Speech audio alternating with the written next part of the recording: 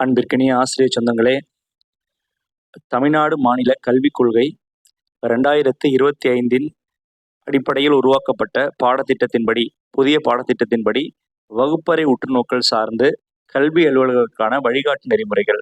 அதாவதுங்க, நம்ம தமிழ்நாடு கல்விக் கொள்கை 2025 பேஸ் பண்ணி வகுப்பறை உற்றுநோக்கல் அமைப்பு வந்து அந்த விஷயத்த வந்து உருவாக்கியிருக்காங்க இல்லையா? அதுல வந்து நம்மள செக் பண்றதுக்கு உற்றுநோக்கல் பண்ண வரக்கூடிய அதிகாரிகள் என்னென்ன விஷயத்தெல்லாம் ஃபாலோ பண்ணணும் அப்படிங்கிற மாதிரியான ஒரு கையேடு வந்து வெளியிடப்பட்டிருக்கிறது. அதாவது வழிகாட்டுதல் நெறிமுறை கொடுக்கப்பட்டுள்ளது.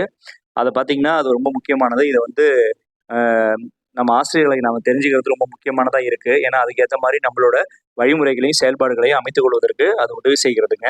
இங்க பாருங்க, தமிழ்நாடு மாநில கல்விக் கொள்கை TNSEP 2025 தொடக்க கல்வியில் கீழ்காணும் சில முக்கிய கூறுகளை அடிப்படையாக கொண்டுள்ளது.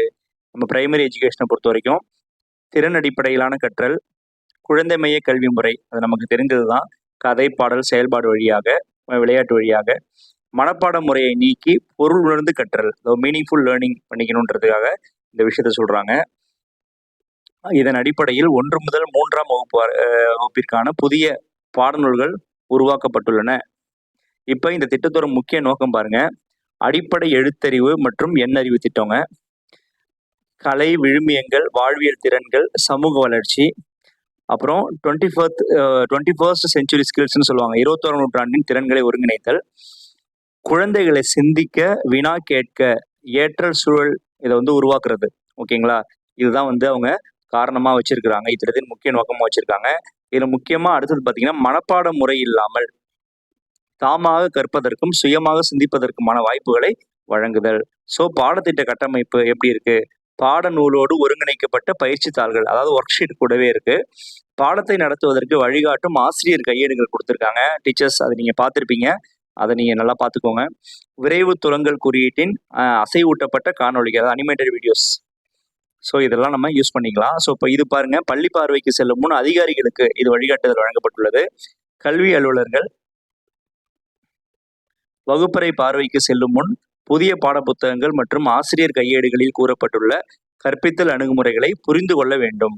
ஸோ கிளாஸ் ரூம் அப்சர்வேஷனுக்கு போறதுக்கு முன்னாடி அதுக்கான கைடெல்லாம் நல்லா பார்த்துக்கோங்க, அதுக்கான கையேடுகளை பார்த்துங்க, வழிகாட்டுதல்களை அந்த அலுவலர்கள், கல்வி அலுவலர்கள் பார்த்துக்கணும்னு சொல்றாங்க. வகுப்பறை உற்றுநோக்கலின் முக்கிய நோக்கம் ஆசிரியர்களுக்கு கற்றல் கற்பித்தல் ஏற்படும் இடர்களை கண்டறிந்து வழிகாட்டுவதே ஆகும். ஸோ வந்து நம்மளை அப்சர்வேஷன் பண்ணும்போது நமக்கான வழிகாட்டுதலையும் அவங்க கொடுக்கணும். ஸோ இதுக்காக வந்து பாடவாரியான வகுப்பறை உற்றுநோக்கல் படிவம் இந்த ப்ரொஃபார்மாவும் அட்டாச் பண்ணியிருக்காங்க, அதை யூஸ் பண்ணிக்கோங்க. ஸோ இப்போ உற்றுநோக்கல் பண்ணும்போது அந்த 10 முக்கியமான வழிகாட்டுதல்கள் அது கொடுக்குறாங்க. என்னன்னு பாருங்க, கல்வி அலுவலர்கள் 90 நிமிடம் ஒரு ஆசிரியரோட வகுப்பறையை வந்து உற்று நோக்கணுங்க.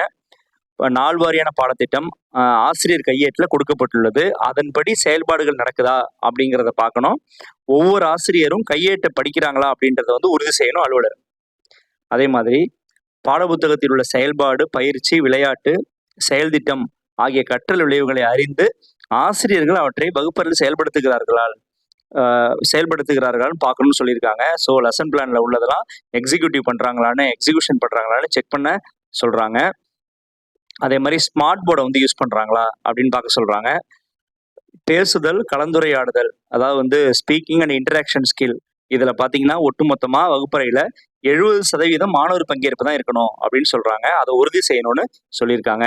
அதே மாதிரி பாடப்புத்தகத்தில் உள்ள பயிற்சிகள் மாணவர்களால் செய்யப்படுகிறதா அப்படின்றதையும், மாணவர்களின் படைப்புகள் வகுப்பறையில் காட்சிப்படுத்தப்படுகிறதான்றதையும் பார்வையிடணும் அப்படின்னு சொல்லியிருக்காங்க.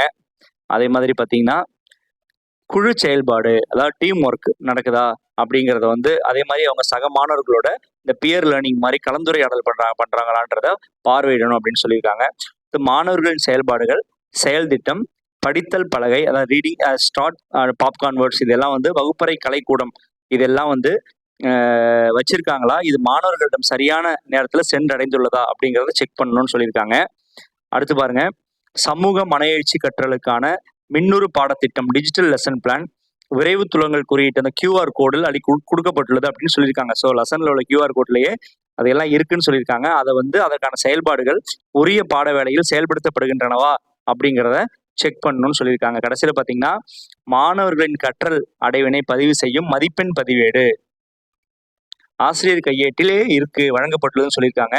பருவ இறுதியில் ஆசிரியர்கள் இப்படிவத்தை நிரப்பியுள்ளார்களா அப்படிங்கிறத செக் பண்ணணும்னு சொல்லியிருக்காங்க. ஸோ இதெல்லாம் முக்கியமானது. அன்புக்குள்ள ஆசிரியர்களே இதெல்லாம் பார்த்துக்கோங்க. இது நிச்சயமா உங்களுக்கு வழிகாட்டுதலா இருக்கும். பயன்படுத்திக்கோங்க. சிறப்பாக பண்ணுவீங்க. இதையும் பார்த்துக்கோங்க. தேங்க்யூ.